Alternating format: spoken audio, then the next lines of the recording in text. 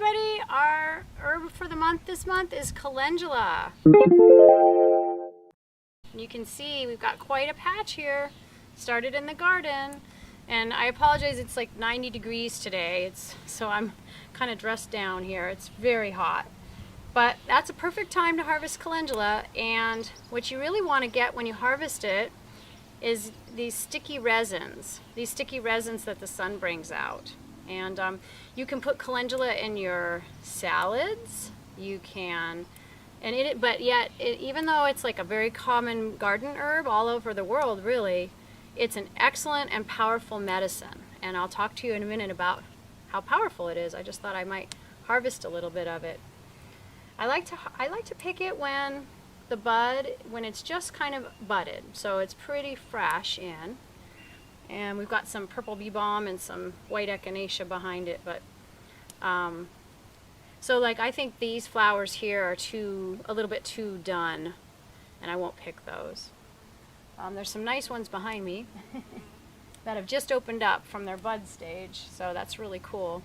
So it's Calendula officinalis, and the Calendula came from the Latin, which meant, I think, the first calendar day of the month, and I think that's because Calendula is constantly opening. So I think it had something to do with that it flowers regularly. Let's see. But there's so much to know about Calendula. It's a very powerful medicine. It is antiviral, antibacterial. There's some in vitro studies where it kills E. coli and certain types of protozoa for infections. So it's an infection prevention. Herpes virus. It's really good in Chinese medicine for something called retained pathogens. And retained pathogens means something like a herpes is a great example of a retained pathogen. It means that the herpes virus can lay latent and the body doesn't really clear it. So this is an herb that helps you clear infections, and it has a very strong stomach and skin affinity, and lymph affinity. So it would work to clear heat. It's a cooling herb slightly, so it works to clear heat from the blood that causes eczema and psoriasis in humans, and in dogs and cats can cause hot spots and itchy skin. And so it can be used as a tincture, and it can be used as a fresh herb. I love it as a fresh herb in tea. So you can make a tea up for your animal. What you want to know is that you have to watch how much you use in a cat, because there are salicylic acids in it, and cats can't metabolize those very well. So you might avoid it in cats, or just use it with veterinary or holistic veterinary supervision in cats.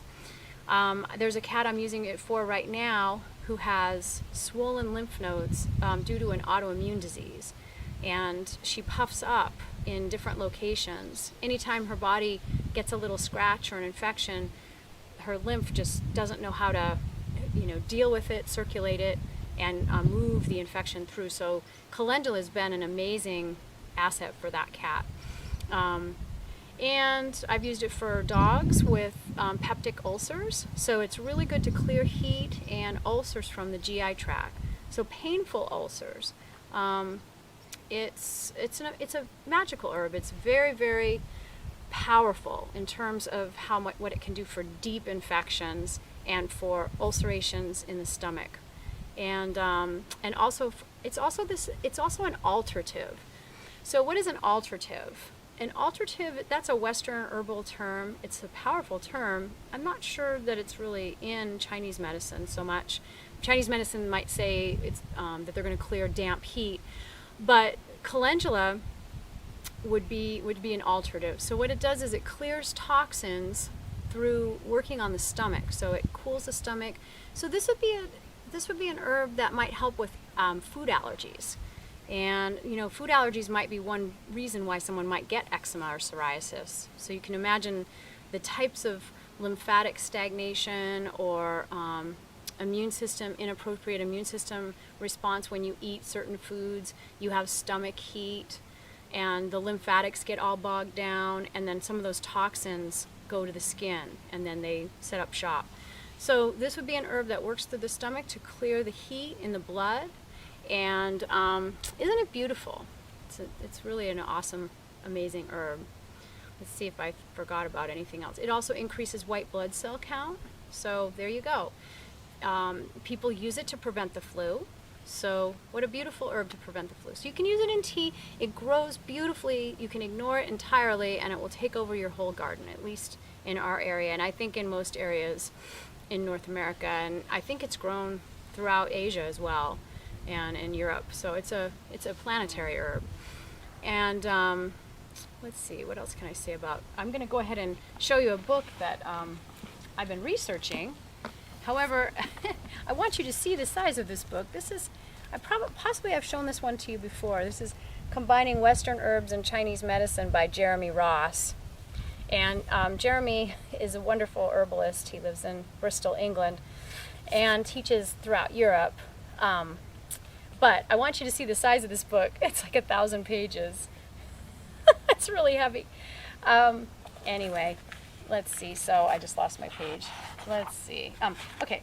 But I wanted to read off all the active ingredients in calendula. It's unbelievable. And I guess what I want to do at the end is explain why herbs are so good for infection when we get so much antibiotic resistance to our medications. Our pharmaceutical antibiotics have one ingredient, whereas this herb has hundreds of ingredients. And so the E. coli or the herpes virus or the flu virus, whatever infection you're trying to treat, has less ability to become resistant to it. So I want to read you from Jeremy's book, from the research that's been done, all the chemical constituents of this herb. So it's got essential oils, it's got triterpene alcohols, it's got flavanol glucosides. We've talked about those before. It's got saponins. Saponins are like a soap-like material, and it's got a lot of other things to it. Immunoregulatory polysaccharides and tannins, sterols, so carotenes, xanthophyll. This herb is full of chemistry, lots of chemicals that make it really hard for the organisms to get resistance to it. And that concept, I'm going to try to explain it really thoroughly because it's really important. And one reason why I love to treat with herbs instead of medications. I actually think they're more effective in a lot of ways, and that's because these organisms, I guess the World Health Organization even said this, are going to be resistant to a lot of our pharmaceutical antibiotics because we're choosing for those resistant organisms, right, by using antibiotics. It's the ironic thing, and as much as we're mounting this war against the bacterial world will always win. So what we have to do is figure out how can we use a plant which has hundreds, if not thousands, of chemicals that kill bacteria, and do it in different ways. So, you might think of a saponin as like a soap. It might be slippery, and it might kill the bacteria in that way, like you might use a soap. Or it might be a glycoside, a really strong chemical that would break down parts of the bacteria. The essential oil would also do that, but in a different way. So you would have so many different chemicals working on the same bacteria that the bacteria would become, if it wouldn't kill all of them, it would kill a lot of them, and then the rest of them may say, see ya. I don't really want to hang around with this herb anymore because it's not very much fun. I have to constantly work on, staying alive rather than, taking over my host or victim. So really, really important to understand why it is in the future of veterinary medicine, if we could just rely on some of these, they're garden herbs, they're really simple things.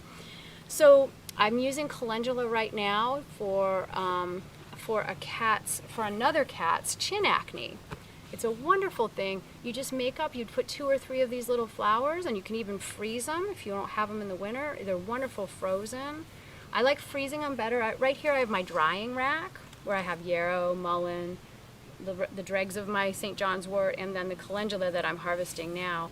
and some of the calendula that I harvested last week. And I like harvesting my own because when you get dry calendula at the store, it should look yellow like that, orange and yellow. It shouldn't look brown and shriveled up. Another option is you can order calendula tincture if you're trying to get to a deep infection that you might have, or that your loved one might have, or a pet. So calendula tincture. So you would get maybe a 1 to 5 tincture, and you do about 5 mils or a teaspoon 3 times a day, and you'd put it in a little bit of water or maybe a little bit of juice and just drink it down. So it's easy to dose it. I think the tinctures would probably bring out different types of active ingredients than the tea, and so you might do a little bit of research about that. But one of the things if you saw my salve making video, you saw that we also use calendula in an infused oil for salve making. And also you can use the calendula oil without the salve, without the beeswax to preserve it. You can just use the oil for a wound or an infection. Most people know about calendula for the skin, and because it is one of the few herbs that helps promote granulation. In other words, there's really nothing in Western medicine that does that very well. I think people are using honey or they're using sugar or something, but calendula does it a lot better. Calendula and our old friend in the back of the garden, comfrey. But it promotes granulation. What does that mean? That means you have a wound. So just think, you have one plant that kills the bacteria, kills the organisms around there, even the yeast, doesn't select for one type of organism, it kills them all, and it actually circulates the blood, so it's also a blood mover, blood circulator, and then it promotes granulation, so it would actually help the body to fill in the tissue there you can use this to help prevent excess scars, excess connective tissue, because if the body's granulating in a wound correctly, then the body will be less likely to scar that's a different type of tissue. So calendula is your scar preventer. You might put it on a surgical site, or you might put it on an animal surgical site after the stitches are taken out to help with the healing. And some people would put it in before the stitches are taken out. You'd have to talk to your vet about that. But I'm going to go ahead and harvest some more of it. I'm trying to remember anything else I use it for. Just this strong alterative, toxin remover, lymphatic drainer, lymphatic circulator, and antimicrobial and wound healer. Just a really strong medicine. I just can't say enough about that. Again, working really well for gastric ulcers or toxic. So this would work well. What if we use this in conjunction with Western medicine? There's really no contraindications other than the one I mentioned with the cats, with the salicylic acid, but dogs can have plenty of it. It's a super safe herb. So you could use it with other medications. You could use it with non-steroidal anti-inflammatories when you were worried that maybe a gastric ulcer might happen. There's numerous other medications that would warrant using calendula as an adjunct therapy. So I'm going to go ahead and harvest some of it now. And again, mostly what I'm trying to get are these flowers that either they're just budding out or they've done that maybe 2 days ago or something. So like its Latin root, we know they said calendula because it keeps flowering every month, once a month. So my hands are all sticky from the tannins. Those are active ingredients. The stickiness, bacteria doesn't like the stickiness of resins and oils from these plants. So maybe we could find a nice calendula soap. That would be good. So this is a perfect one right here. Actually, all of these ones right here would be perfect. The color, I don't think the color makes a big difference as far as the medicine. Not that I've heard. These are all Calendula officinalis. This is a perfect one right here. Look at that. Ugh. An herbalist just looks at that and says, wow, that's like gold right there. Just beautiful. This right here could heal up a cat's chin acne in no time. Or a dog's spay incision. Yay. or another dog's gastric ulcer. You know, those gastric ulcers are very painful too, and sometimes we underestimate that. But why not use this instead of like H2 blockers or protein pump inhibitors or all those medications that all have side effects?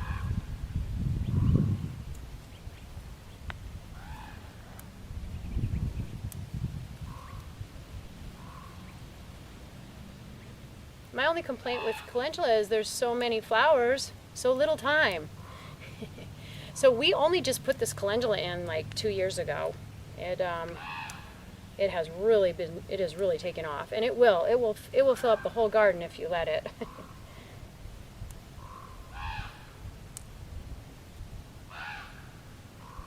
Bee on the bee balm.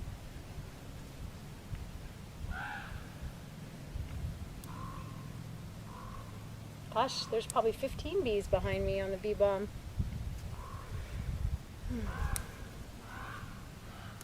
Nothing like working in the garden if you're a little bit depressed about the state of the world.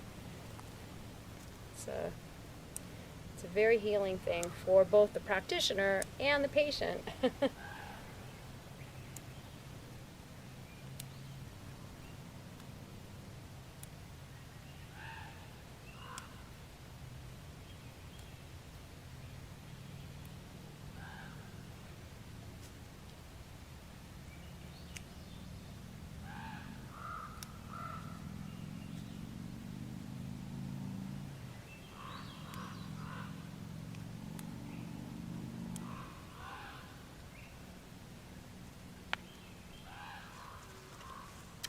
Well, we've got a beautiful array of calendula right here, and I think I'm going to dry this. I'm going to tincture some, and I'm going to use this in my salves for my essential oil. But it's just so nice to come back to your house and go, look, here's our medicine. This is a drying rack that our friend brought back from Vietnam. But you can use anything. You can use a cookie sheet. So. All right, thanks so much, guys. Thanks for joining me for calendula. You can't get a better medicine.